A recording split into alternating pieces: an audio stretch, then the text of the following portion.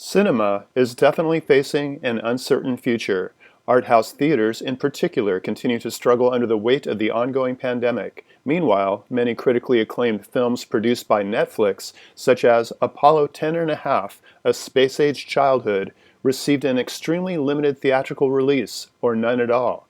That's truly unfortunate because Apollo 10 and a Half is one of the most critically acclaimed films of 2022. Written and directed by the Austin-based indie filmmaker Richard Linklater and inspired by his childhood experiences in the flatlands of Texas around the time of the first moon landing, Apollo 10 and a Half is a fondly remembered slice of Americana rendered in rotoscope, a process that converts live-action film footage into animation. Linklater's proxy is Stan, voiced by Jack Black, who, as an adult, narrates an affectionate remembrance of what it was like living through one of the biggest generational shifts in American history, when the promise of a utopian future predicated on space-age scientific breakthroughs was tempered by social upheavals.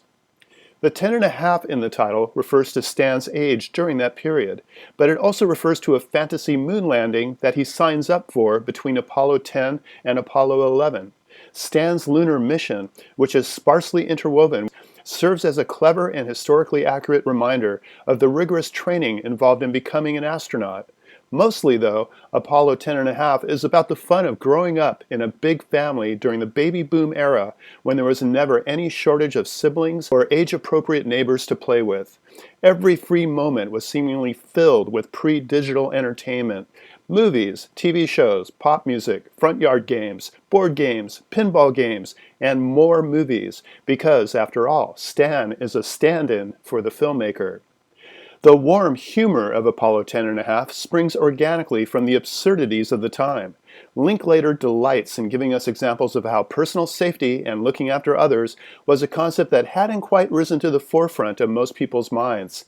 He shows us a parking lot littered with drink can pull tabs that act like razor wire on bare feet, children shooting flaming balls of fire at one another during a Roman candle war, and Stan's dad enjoying a couple of cold beers on a hot Texas afternoon while driving his station wagon packed full of kids, which was perfectly legal by the relaxed standards of the time.